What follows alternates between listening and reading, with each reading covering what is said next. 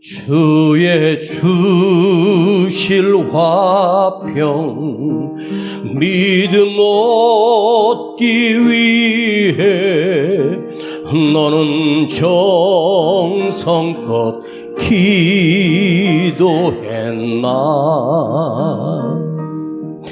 주의 제단 앞에 모두 바치기 전 복을 받을 줄 생각 마라.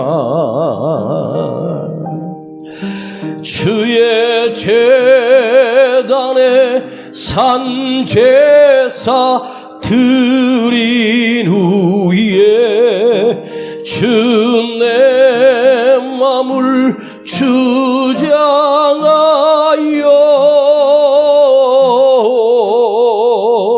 주의 뜻을 따라 그와 동행하면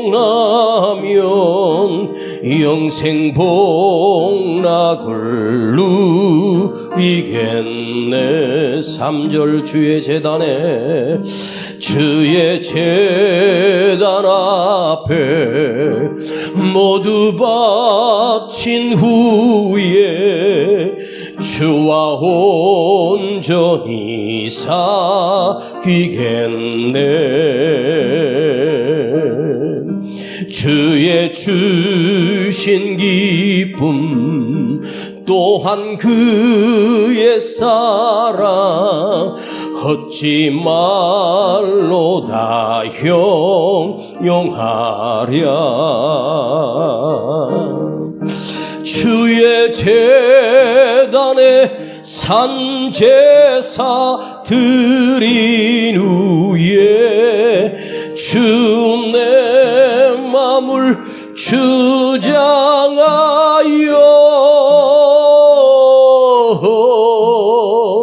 주의 뜻을 따라 그와 동행하면 영생 복락을 누리겠네. 아버지 하나님, 오늘도 수요일 밤에 우리를 불러주심을 감사드리며 주의 말씀을 들을 수 있는 우리의 마음이 열려지게 하시고 진리의 말씀이 우리 안에 새겨지고 우리의 뼈와 관절을 쪼개며 우리 심령이 변화되게 하시고 고쳐지게 하시고 주님이 우리를 구원하신 영생의 몸으로 구원받은 자로 다시 회복되게 하옵소서. 우리가 말씀을 듣는 시간이 많을수록 우리 자신이 말씀 앞에 교만해짐을 직감하며 더 겸손하게 주의 말씀을 들을 수 있는 겸손한 마음을 주시고 선한 마음을 주시며 처음 주님을 만났을 때 그 감동을 다시 회복시켜 주옵소서. 우리 주 예수 그리스도 이름으로 기도하옵나이다. 아멘. 자, 우리 요한복음 20장 묵상하고 있습니다. 요한복음 20장입니다. 오늘 요한복음 20장 5번째 시간 우리가 묵상할 말씀은 6절과 7절 2절입니다. 요한복음 20장 6절과 7절입니다. 2절을 깊이 생각하면서 이 말씀을 봉독합니다. 6절 시작. 시몬 베드로도 따라와서 무덤에 들어가 보니 세마포가 놓였고 또 머리를 쌌던 수건은 세마포와 함께 놓이지 않고 딴 곳에 객혀 있더라. 요한복음 20장이고 그 다음에 이제 21장에 우리 주님이 부활하신 사건이 나오죠. 그래서 목사님 계획은 요한복음 20장을 묵상을 하고 21장은 남겨둘 거고 다시 요한복음 1장으로 가서 우리가 수요일 날 좀 더 깊이 요한복음 1장 1절부터 어떻게 창조되었고 어떻게 주님이 오셨는가 하는 이 놀라운 배경들을 요한복음 1장부터 다시 우리가 묵상할 것입니다. 우리 성도들 수요일날 나오시는 분은 알겠지만 여러분들이 느낄 때 성도들이 가장 많이 나올 때 그냥 대중설교지만 요한복음 수요일날은 제가 큐티를 합니다. 묵상을 하는 거예요. 묵상을 해서 여러분과 나누는 것이니까 어떻게 보면 진짜 말씀을 듣는 시간이 수요 예배입니다. 주일은 우리의 삶을 바꾸기 위해서 목사님이 말씀을 준비하고 그래서 묵상한 걸 여러분과 함께 나누는데 제가 다음 주에는 부산에 집회를 가거든요.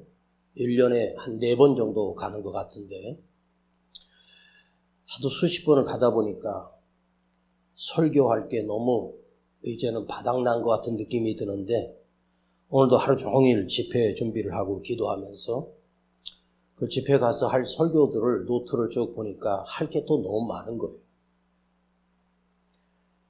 준비한 설교만 한 300편 정도가 있는데 이 300편을 다 들고 갈 생각입니다.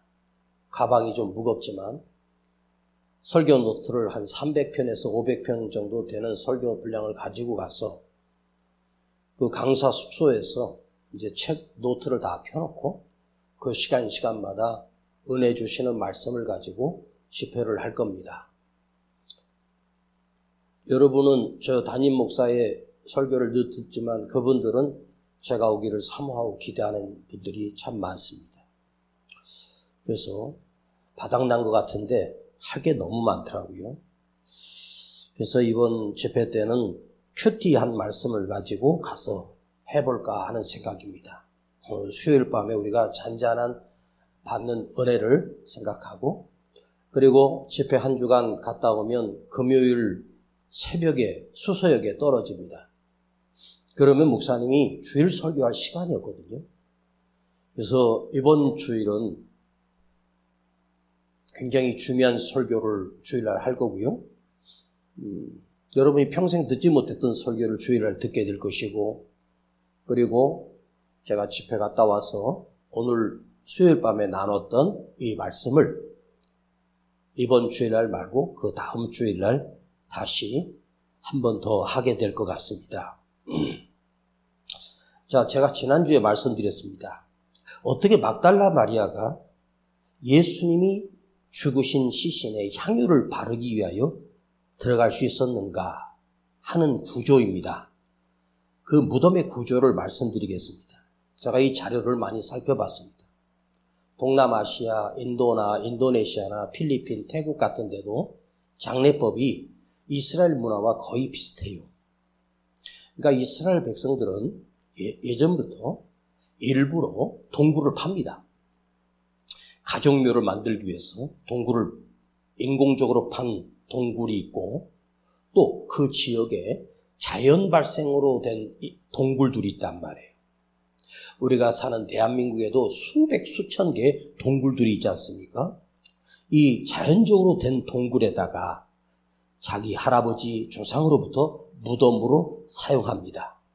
자, 그들이 구조를 불 속에 들어가면 입구는 좁지만 그 안에 생각지도 못하게 넓은 굴들이 있지 않습니까? 그러면 이 시신을 어떻게 놓냐면 돌을 가지고 계단처럼 쌓는 거예요. 벽면에다가 돌로 이렇게 막 작은 돌, 큰 돌 해가지고 쭉 쌓아요. 여러분이 앉아있는 이 긴 의자 같은 것처럼 계단을 이렇게 만들어요. 쭉 해서 어떤 무덤은 높이가 높으면 3층, 4층까지 계단을 이렇게 해서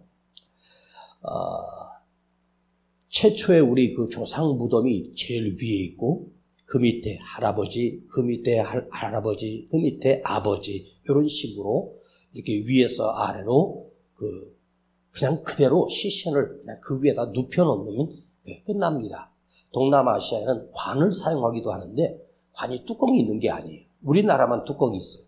그냥 뚜껑이 열린 채로 시신을 그대로 거기다가 그대로 그냥 눕혀놓으면 끝나는 거죠. 그런데 우리는 수의라고 하는 옷을 아주 곱게 그리고 꽁꽁 묶어서 하지만 그들은 그 수의를 갖다가 얼굴과 몸을 가려서 그대로 쌓아버립니다. 한 장으로 한 겹으로 쌓습니다. 그리고 그대로 밑에 그 시신을 들을 수 있는 들 것 같은 쉽게 말하면 갈대 같은 거 말려가지고 들것을 만들죠. 들것을 만들어서 그 들것과 함께 시신을 내려놓으면 끝나버립니다.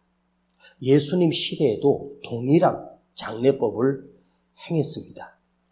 자, 그런데 그 시신이 수십 년이 지나고 수백 년이 지나면 이제 뼈만 남지 않습니까? 그러면 이제 그 후손들이 들어가야 될 무덤이 부족하잖아요. 그러면 나무로 된 상자를 만들어서 그 뼈만 남은 것을 그 상자에다가 그대로 정리를 해서 넣어가지고 한쪽 구석에다가 쌓아놓고 그리고 자식들이 거기다가 그 할아버지 이름 정도나 이렇게 몇 대 정도 이렇게 기록만 해둡니다. 그건 그렇게 중요하지 않아요. 그리고 나서 그 다음에 우리 아버지가 돌아가시면 눕힐 장소가 없을 때는 뼈만 골라다가 상자에다 넣고 그 위에다 우리 아버지 시신을 넣고 우리 어머니 시신을 넣습니다.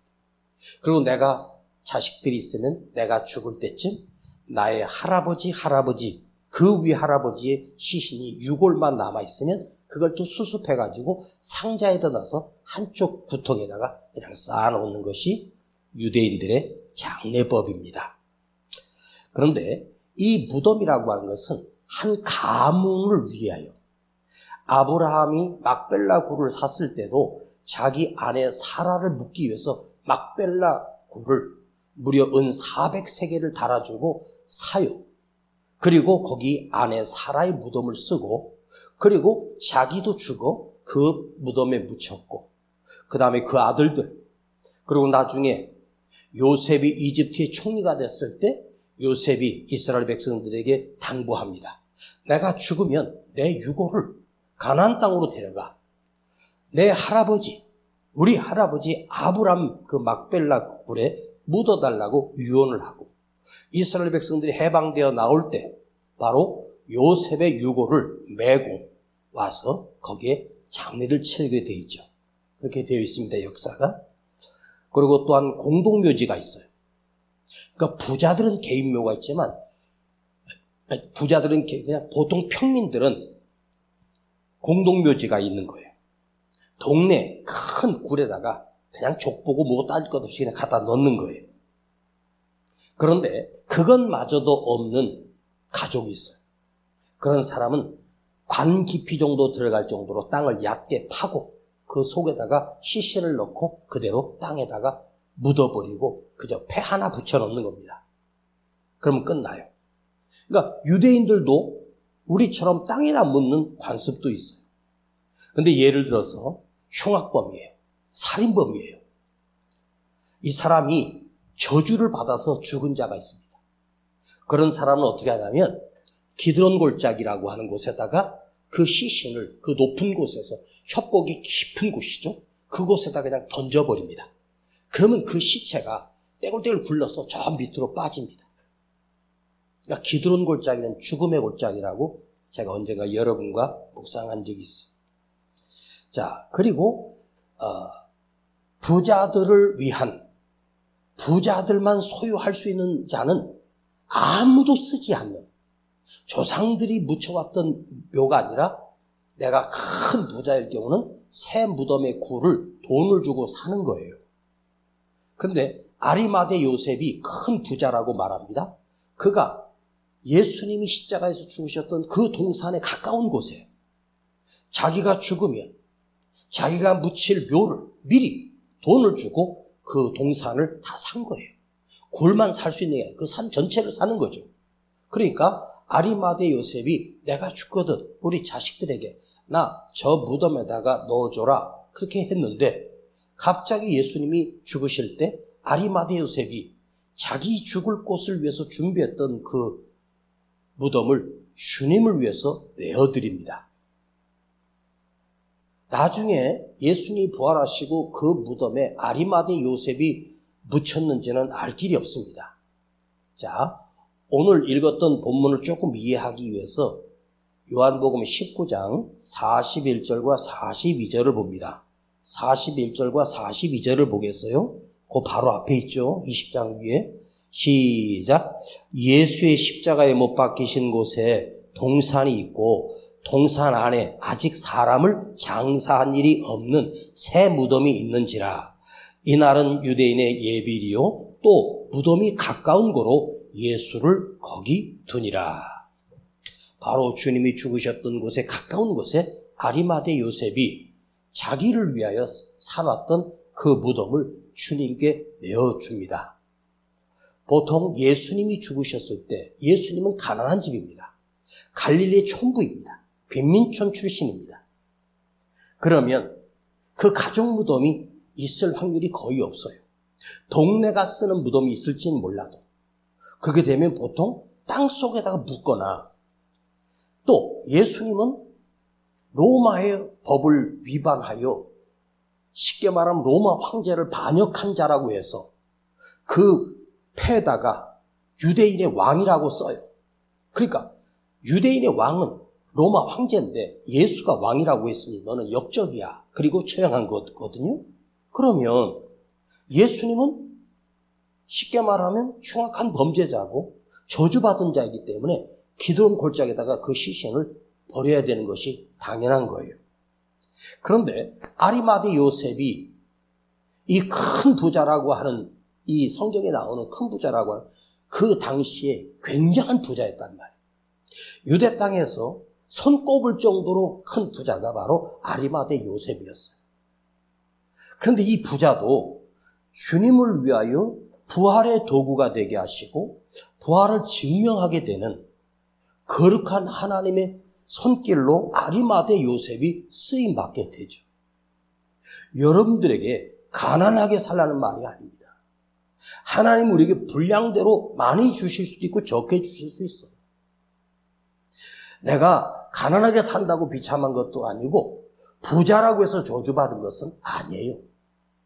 하나님이 여러분에게 감당할 능력만 있으면 얼마든지 주실 수 있어요. 그런데 여러분 그릇에 하나님께서 몇십억을 주시고 몇백억을 주시면 여러분 하나님을 떠날 것이 분명하거든요. 변질될 것이 틀림이 없어요. 여러분이 주일날 하나님 앞에 작지만 헌금할 수 있는 정도만 돼도 감사하며 살면 돼요. 내가 먹고 입고 쓸 거 있으면 되는 거예요. 욕심 부린다고 하나님 주시는 거 아니거든요. 그런데 아리마대 요셉이 이렇게 큰 부자였는데 자기를 위해서 준비한 새 무덤을 주를 위해서 드린 사람이에요. 그러니까 여기 성경에만 아리마대 요셉이 나오죠. 그러니까 나를 위해 쓰려고 했던 것을 주님께 드린 사람. 그런데 아리마대 요셉은 주님을 뒤에서 아무도 모르게 예수님을 따랐고 예수를 믿었고 주님을 사랑했던 사람이에요. 그렇지 않고서는 자기 무덤을 내줄 수가 없어요. 그 당시에 그 무덤의 가치라고 하면 오늘 우리가 사는 최소한도 아파트 한 채가 10억이라면 10억이 훨씬 넘는 금액이에요. 그걸 주님께 드린다는 건 쉬운 일이 아니죠. 그런데 자 이사야 53장인데 찾기가 좀 번거로우니까 제가 읽어드릴게요. 여기에 주님이 벌써 오시기 전 1500년 전에 이사야 선지자를 통해서 예언을 한 거예요. 자, 예수님에 대해서 이사야 선지자가 하나님으로부터 받았던 말씀을 뭐라고 기록했는지 제가 읽어드릴게요. 그가 바로 주님입니다. 메시아입니다. 그는 강포를 행치 아니하였고 그 입에는 괴사가 없었으나 그 무덤이 악인과 함께 되었으며 그 묘실이 부자와 함께 되었도다. 이렇게 나와요. 악인과 함께 되었다라고 하는 그 죽음이 악인과 함께 되었다라고 하는 말은 예수님을 죽일 때 좌우편에 강도로 세우고 강도와 똑같이 예수를 강도가 죽는 걸 보고 예수는 죄가 없었지만 강도처럼 악인과 함께 죽입니다. 그런데 그 묘실, 그 묘지는 부자와 함께 이루어졌다고 말합니다. 강도들과 함께 죽을 것이다. 그러나 그 묘는 부자와 함께 아리마대 요셉을 1500년 전에 이사야 선지자를 통해서 1000년이면 얼마나 긴 세월입니까? 1500년 전에 말씀을 미리 예언하셨는데 주님이 이 땅에 오셔서 그 이루어진 모든 것이 성경 한 절도 오류 없이 그대로 성취된 거예요. 누구를 통해서? 요셉을 통하여. 요셉이 이걸 알았을까? 아리마대 요셉이 자기가 이사야 선지자가 했던 말씀을 기억해서 자기 무덤을 내어준 것이 아니에요. 주님을 존경하고 사랑하고 주님을 자기 안에 나의 구주로 믿고 영접했기 때문에 자기 것을 주를 위해서 내어드린 거예요. 그를 통해서 부활이 완전한 부활이 되도록 말씀대로 응하기 위하여. 여러분, 만일 주님이 땅속에 묻혔다고 생각해 보십시다. 땅속에 묻혀도 주님이 부활하신 데는 문제가 없어요. 그러나 흙 속에 묻혀서 부활하게 되면 주님이 부활했을 때 그 온몸의 진흙을 이기고 또 기드론 골짜기에 버려졌다면 그 깊은 골짜기, 사람이 서 있는 곳에서 무려 700m, 800m로 뚝 떨어진 그야말로 낭떠러지 같은 그곳에 주님이 시신이 굴려 넣었다면 물론 주님이 그곳에서도 부활할 가능성이 100%입니다. 1000%가 넘습니다. 그런데 완전한 부활을 증거하기 위하여는 빈 무덤이 있어야 되는 거예요. 무덤이 시신이 들어간 걸 다 아는데 그 무덤이 비어 있을 때 부활이 정확하게 증명되고 완전한 부활을 증거하기 위함입니다. 또 하나, 이 요셉의 헌신으로 막달라 마리아가 부활한 그 새벽에 예수님 시신의 향유를 발라드리기 위해서 찾아갔을 때 만일 기드론 골짜기였다면 이 연약한 여자가 그 기드론 골짜기까지 어떻게 내려가겠습니까? 땅속에 묻혀 있다면 어떻게 시신을, 유황을, 그 향유를 발라드릴 수 있겠습니까? 불가능하지요. 막달라 마리아는 주님이 장례식 할 때 그 굴 속에 넣은 것을 보았단 말이에요. 그리고 무덤의 구조는 그 앞에 있는 입구를 큰 돌로 해서 둥그렇게 만들어요. 그리고 사람의 힘으로 옆으로 쭉 밀면 이 돌이 옆으로 굴러가도록 돼 있어요. 반바퀴만 굴리면 사람이 둘 이상 들어갈 수 있는 틈이 생기죠. 그리고 나왔을 때 다시 힘으로 좀 돌이 크면 두세 사람, 그냥 얇은 돌이라면 한 사람 정도 밀어. 나사로가 죽었을 때 마리아와 마르다에게 무덤을 옮겨 놓으라, 돌을 옮겨 놓으라 하신 것은 힘을 쓰면 가능한 일이잖아요. 그러니까 그런 구조로 돼 있어서 이 막달라 마리아가 아마도 그 새벽에 아무도 없지만 자기 힘으로 그 무덤에 막고 있는 그 돌을 밀 수 있는 자신이 있었는지 갔는데 자기 힘으로 그 막고 있는 돌을 옮기지 않아도 이미 열려 있었어. 깜짝 놀란 거예요. 그래서 들어가서 보니까 예수님이 시신이 없는 거야. 그래서 통곡을 하고 제자들에게 달려가서 예수님의 시체가 사라졌다고 하니까 베드로와 사도 요한이 와서 보고 그냥 돌아가 버립니다. 자, 그래서 이 아리마대 요셉이 무엇인가를 계획하고 이사야 선지자의 말씀을 자기가 기억해서 자기 무덤을 내어드렸을까? 아니죠. 절대 아닙니다. 이사야라고 하는 성경이 얼마나 분량이 많아요. 그걸 아리마대 요셉이 자기 손에 넣을 수도 없어. 성경이라고 하는 건 지금은 우리 개인에 있지만 아리마대 요셉의 손에 그 성경이 있을 수가 없어. 오직 대제사장들의 전유물이 성경이었단 말이에요. 그리고 이사야 선지자의 그 글은 성경으로 우리가 채택된 것은 그 후에 예수님이 부활하신 훨씬 더 뒤에 이사야서가 성경으로 채택됐지, 그 당시의 성경은 창세기, 출애굽기, 레위기, 신명기, 민수기 이 5권만 성경이었다. 그러니까 이사야서는 사람들에게 알려지지 않았습니다. 그러면 한번 오늘 생각해 보십시다. 저는 이걸 묵상해 봤어요. 우리가 뭔가 주님께 내어드리고 헌신할 때 내가 어떤 계획을 통해서 어떤 생각을 하고 다음을 계산해서 주님께 자기 무덤을 내어드린 것일까? 불가능합니다. 그래서 우리가 반드시 기억해야 돼요. 여러분, 지금부터 반드시 잊지 말아야 될 것이 있어요. 우리가 주님께 드려지는 헌신이라고 하는 것은 내가 뭐를 계획하고 계산해서 주님께 드려진다는 것은 불가능하다는 것입니다. 여러분이 뭔가 복을 받으려고 11조 하지 마. 뭔가 복을 받으려고 뭐를 맡아서 감당하고 하지 마세요. 안 해도 됩니다. 여러분, 내가 안 해도 할 사람 많아. 여기 이은세 목사가 그만두면 여기 설 목사들 줄 서. 내가 뭐 복을 받겠다고 하고 뭘 계산하고 뭘 한다? 여러분, 주님께 드려지는 헌신을 누가 계획을 합니까? 헌신이라고 하는 건 뭐냐? 나도 모르게 하는 것이 헌신이에요. 계산을 했다면 그건 헌신이 아니에요.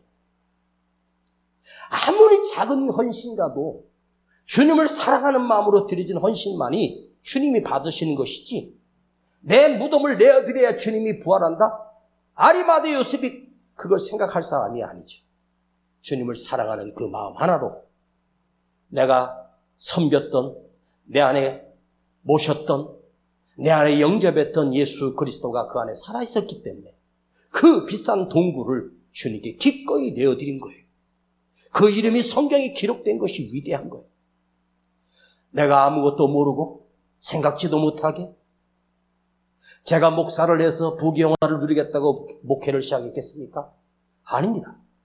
저는요, 목회하기 전에 대학을 졸업하고 진짜 괜찮은 직장에 거기 최고의 자리에서 있었던 사람이에요. 그 당시에 보통 사람들의 월급 2배 이상을 받았고 제가 할 수 있는 모든 것이 더 이상 더 출세할 길도 훨씬 더 많았어요. 날 가려고 하는 기업도 많았어요. 그런데 사표를 쓰고 나와서 금식을 하고 무작정 개척을 했어요. 아무 계산 없이. 핏덩이 둘 놔놓고. 제가 만일 목회를 해서 이름을 날리고 유명해지려고 목회했다면 저는 사기꾼입니다. 저는 그런 대책 없이 시작했습니다. 이 땅을 사서 지을 때도 계산 없이 했습니다. 이건 놀라운 기적입니다. 보세요. 제가 가끔 말씀드리죠. 다른 교회는 우리 교회보다 훨씬 더 좋은 상황에서 거의 빚도 없이 교회를 건축했는데 다 부도나고 우리는 아무것도 없이 했어. 아무 대책 없이 했어. 다 부도난다 그랬어. 부도 안 났잖아. 10년이 넘도록. 이게요, 목사의 계산으로 가능한 게 아니에요. 나는 주님이 기뻐하시는 예배당을 지어서 우리가 예배 드리는 것, 이거 하나가 꿈이었어. 그리고 무조건 시작했는데 우리 주님이 역사하셨고 이걸 갚도록 역사해 주셨어. 여러분, 우리 인생도 마찬가지예요.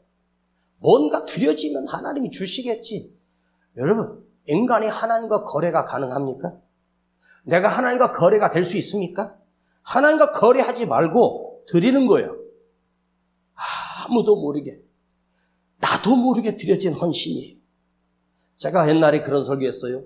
마리아가 옥합을 드릴 때 마리아 누나한테 제가 물어봤다고. 어떻게 그 귀한 옥합을 깨어 드릴 수 있었어요?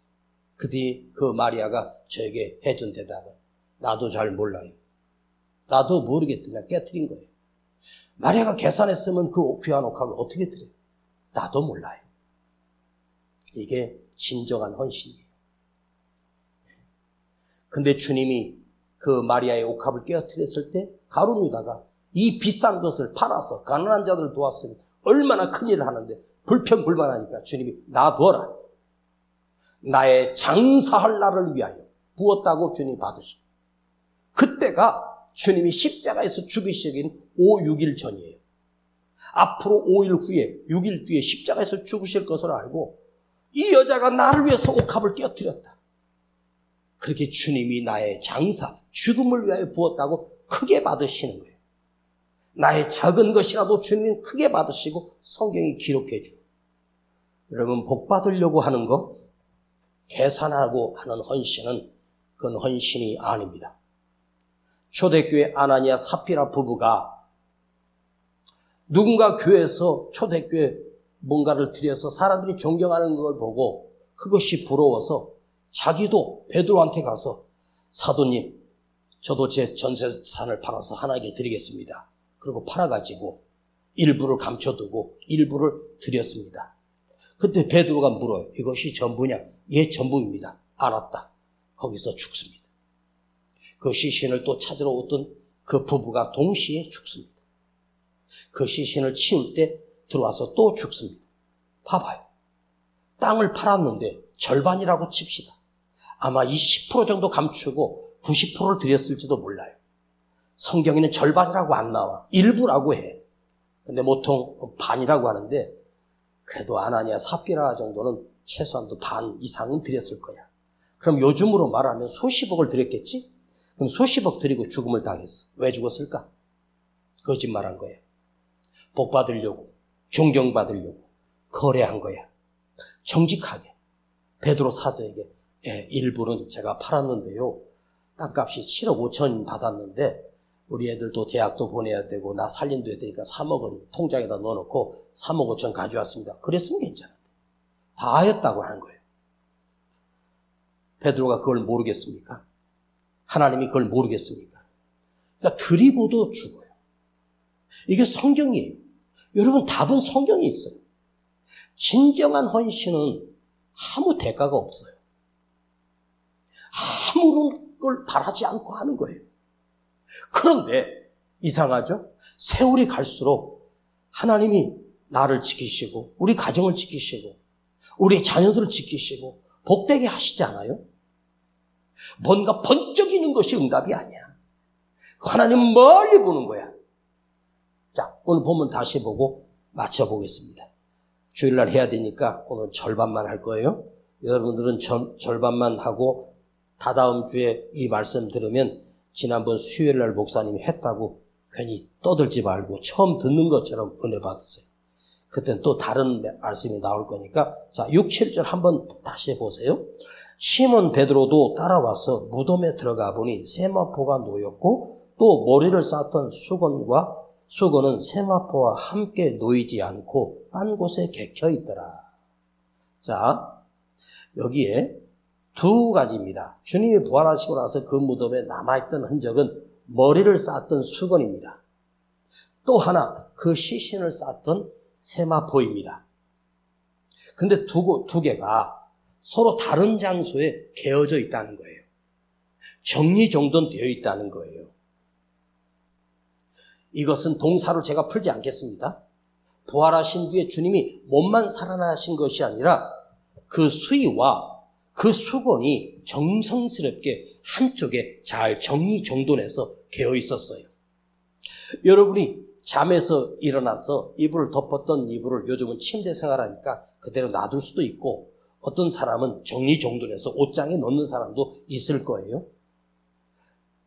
아니면 침대에다가 그대로 펴놓을 수도 있고 아니면 잘 개서 내일 저녁에 누울 때 쓸 수 있도록 머리맡에다가 잘 개놓을 수 있고 그냥 대충 그냥 그대로 자던 채로 놔두는 사람도 있습니다.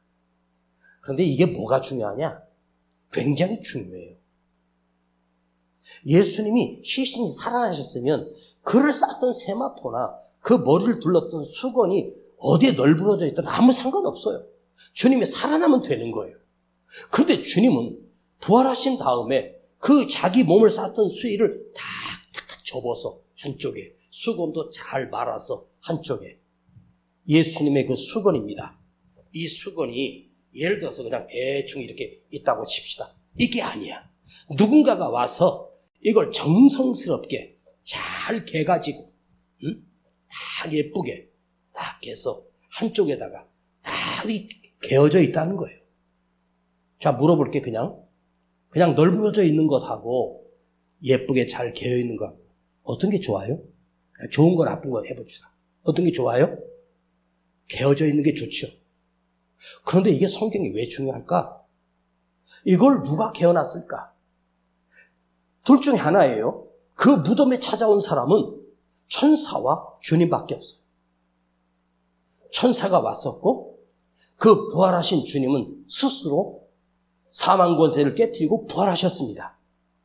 근데 천사가 와서 뒷정리를 한다고 그렇게 했을까? 죽었다가 살아나신 주님께서 자기를 쌓았던 세마포를 깨끗하게 접고 수건을 접어서 한쪽에다가 이렇게 개어 놓으셨을까? 이건 성경에 아무도 보지 못했기 때문에 이걸 말할 수는 없어요.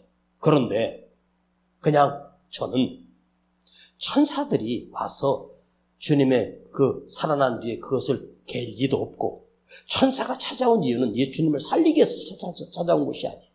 천사가 주님을 살린 게 아니에요. 천사는 주님의 부리는 종이고 막달라 마리아에게 예수님이 부활했다는 소식을 전해준 역할이 천사의 역할이었어요. 틀림없이 우리 천국 가면 주님께 한번 내가 꼭 물어보고 싶은데 그 누가 겠어요? 주님이 이러실 것 같아. 맞춰봐라. 너는 일어나서 네 입을 네가 개냐 남이 개냐 이렇게 물어볼 것 같아. 제가 개는데요. 그래. 맞다. 주님은 살아나시고 그 자기를 쌓던 시신의 그 세마포를 개시고 머리를 개시고 부활하셔서 그 무덤을 떠나셨다가 막달라 마리아를 또 다시 만나 주셔요. 그런데 이게 아무것도 아닌 것처럼 하지만 성경은 요한 사도가 그걸 직접 그 개어져 있는 것을 베드로와 둘이서 같이 확인해요. 그래서 사도 요한이 그걸 갖다가 성경에 기록한 거예요. 그런데 잘 봐요. 요것만 묵상하고 자 마태복음을 찾아야 돼요. 이건요. 자 마태복음을 찾아야 됩니다.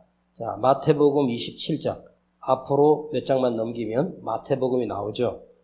여기에는 굉장히 중요한 말씀이 나와요. 제가 이걸 갖다가 하기 위해서 마태복음, 누가복음, 마가복음, 부활하는 때를 계속해서 찾다가 이걸 찾았어요.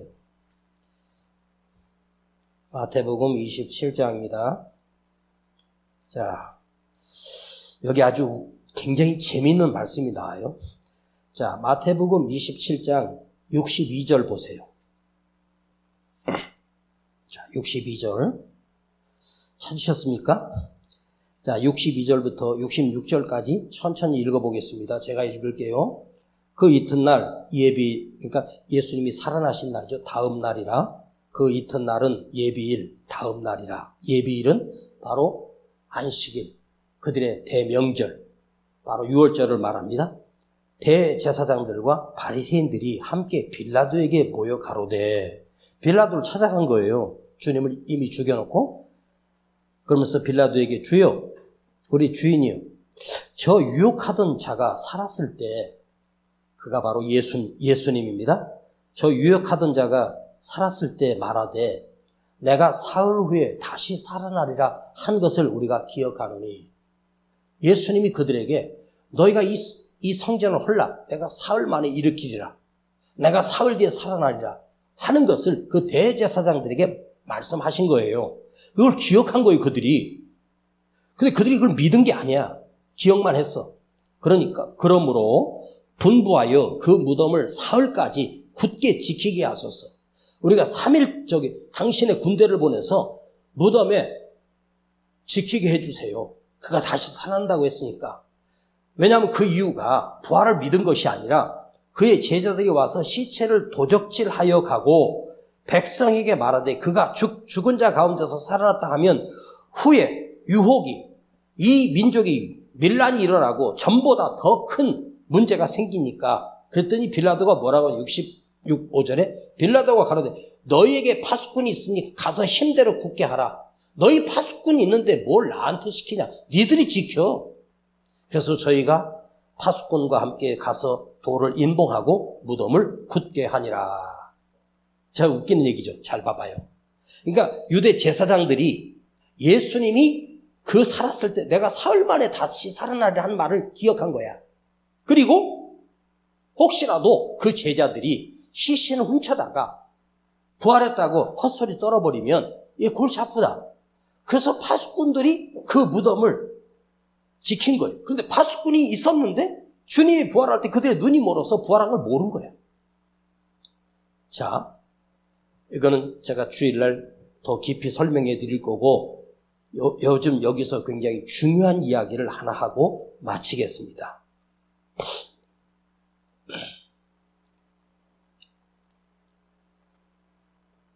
오늘 이걸 말씀드리고 싶어요.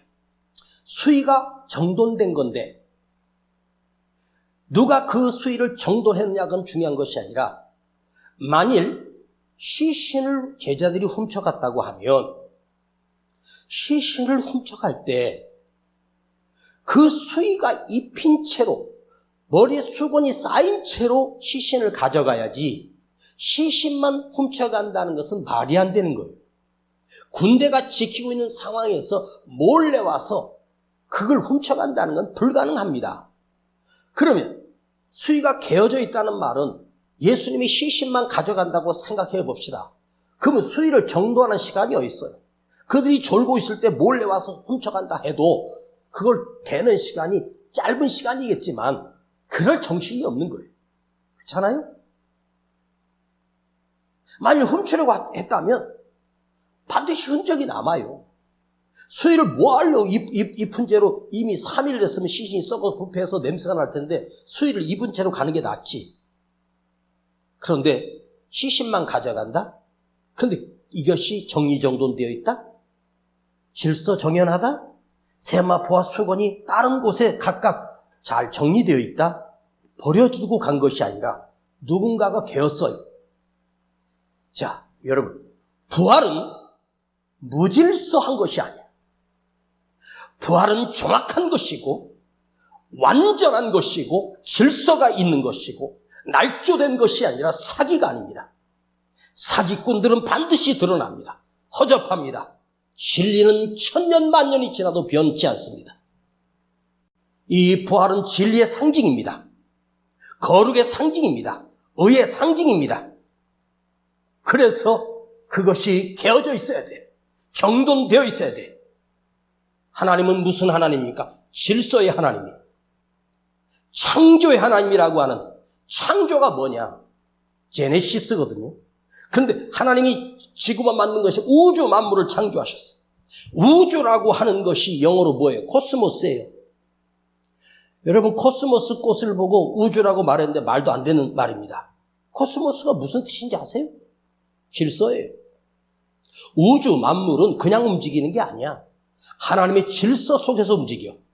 해가 뜨고 이 별들이 움직이고 우주가 움직이는 모든 것은 하나님의 질서를 정해놓으셨어. 서로 부딪히지 않도록. 이것이 우주예요. 우주는 뭐예요? 하나님이 다스리는 거예요. 그 속에 지구가 있고 우리 삶이 있고 우리 교회가 있고 대한민국이 있고 전 세계가 있어. 하나님이 손 안에 움직이고 있어. 김정은이가 어떻게 추접하게 변을 갖다가 삐라가 그 풍선에다가 갖다 뿌렸는데 보니까 오물, 배변, 아이고 이걸 대한민국에다가 갖다 뿌린 거야. 아, 치사하다 진짜. 더러운 놈. 그러니까 지가 똥이니까 똥 같은 짓을 하는 거야. 여러분, 인간이 똥이면 입에서 말하는 것도 똑같은 소리 나와요. 그러나 그 사람이 진리면 그 입에서 진리가 나오고 삶으로 드러나요. 자, 이걸 하고 마치겠습니다. 하나님께서 아담을 만들 때 거룩하게 창조하셨어요. 근데 질서가 무너집니다. 죄를 통해서. 그러면서 질서가 무너지면서 사람은 죽게 되는 거예요. 하나님 우리를 영원히 사는 존재로 만들었는데 죄악으로 우리 질서가 무너진 거예요. 이게 중요해요. 우리는 교회 안에 우리의 머리는 예수 그리스도입니다. 우리는 그리스도의 몸입니다. 지체입니다. 그러면 우리는 누구의 말을 순종해야 돼? 머리 대신 예수님의 말씀을 순종하고 따라가야 돼요. 이것이 우리의 법이고 질서예요. 대한민국의 법이 우리를 다스리는 게 아니야. 그건 삶을 통해서 우리가 대한민국의 법을 따라야 하지만 나의 법은 예수님이에요. 나의 법은 하나님의 말씀이에요.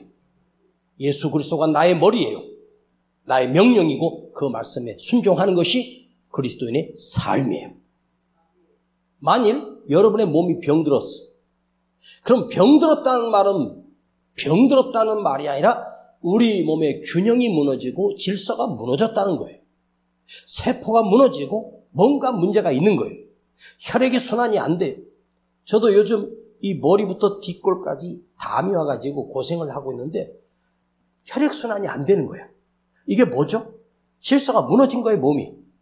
간에 경화가 생겼어. 술을 얼마나 퍼먹었든지 간이 딱딱해졌어.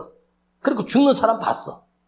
왜 그래? 간이라고 하는 건 우리 몸의 모든 걸 해독시키는 작용을 하는데 이게 너무 많이 들어오다 보니까 이걸 감당을 못해서 간이 경화가 왔어. 경화가 끝에 암이 되고 죽습니다. 왜 죽어요? 질서가 무너져서 그래요. 생명의 질서가 무너져서 그래요. 건강하다는 말은 뭐죠? 몸의 질서가 완벽하게 정확하게 혈액순환되고 소화도 되고 생각도 마음도 평안한 거예요. 내가 영원한 생명을 얻었다라고 하는 말은 뭐죠? 영원하신 하나님의 진리의 말씀이 내 안에 살아있고 거한다. 그것은 뭐죠? 하나님 말씀대로 산다는 거예요. 자, 이 성경은 우리의 삶의 지침서예요. 이 말씀대로 살면 우리는 살아나고 구원받고 영원한 생명을 얻습니다.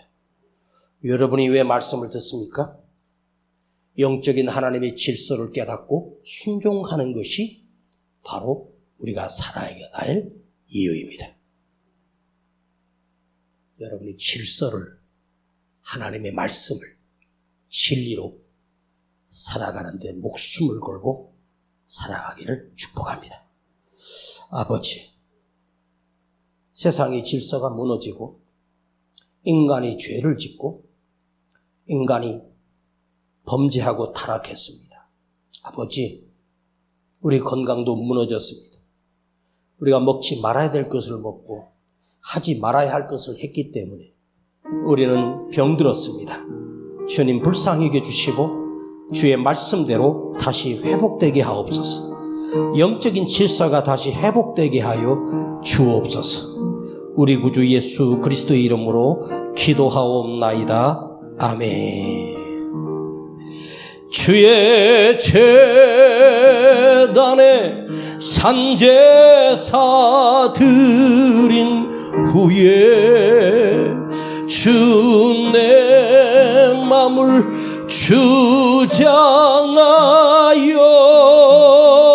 주장하여 뭐라고? 주의 뜻을 따라 주와 동행하면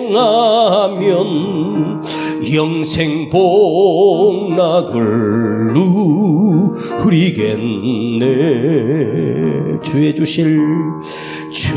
주실 화평 믿음 얻기 위해 너는 정성껏 기도했나. 주의 제단 앞에 모두 바치기 전 복을 받을 줄 생각 마라. 나를 주의 제단에 산제사 드린 후에 주 내 맘을 주장하여